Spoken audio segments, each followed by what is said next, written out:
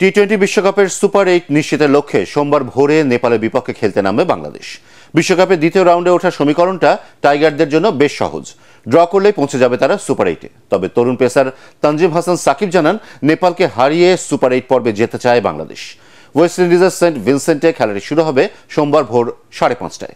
পরাগ আরমানের report. Walton fridge কিনে অনেকের মতো আপনিও হয়ে যেতে পারেন মিলেনিয়াল। সেরা পণ্যের সেরা অফার। শ্রীলঙ্কাকে 2 উইকেটে হারিয়ে বিশ্বকাপ যাত্রা শুরু করেছিল বাংলাদেশ, কিন্তু নিজেদের দ্বিতীয় ম্যাচে মাত্র 114 রান তাড়া করতে নেমে দক্ষিণ আফ্রিকার কাছে 4 রানের হারে হৃদয় ভাঙলেও আত্মবিশ্বাসে চিড় ধরেনি টাইগারদের।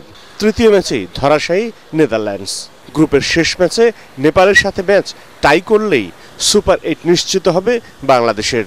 তবে তরুণ পেসার তানজিম হাসান সাকিব জানান, ম্যাচটি জিততেই চাইছেন তারা। প্রত্যেক ম্যাচই আমরা খেলি জেতার জন্য, সো ওটাই আমাদের টার্গেট থাকবে। আমরা এই ম্যাচটা আমরা জেতার জন্য খেলবো এবং যারা আগের ম্যাচে রান করে নাই, হয়তো আমি আশা করি তারা রান করে কনফিডেন্স নিয়ে আসবে নিজেদের মধ্যে।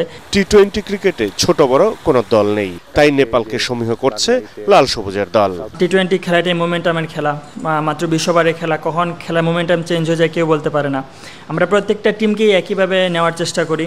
আমরা আমাদের অ্যাগ্রেসিভ ক্রিকেট খেলবো, আমরা আমাদের জায়গায় স্টিক থাকবো, doesn't matter who is the opponent. 2007 সালে প্রথম বিশ্বকাপে সুপার 8-এ উঠেছিল বাংলাদেশ। এরপর আর কোনো আসরেই প্রথম রাউন্ডের বাধা টপকাতে পারেনি। নেপালকে হারিয়েই বিশ্বকাপের দ্বিতীয় রাউন্ডে উঠতে চায় টাইগাররা।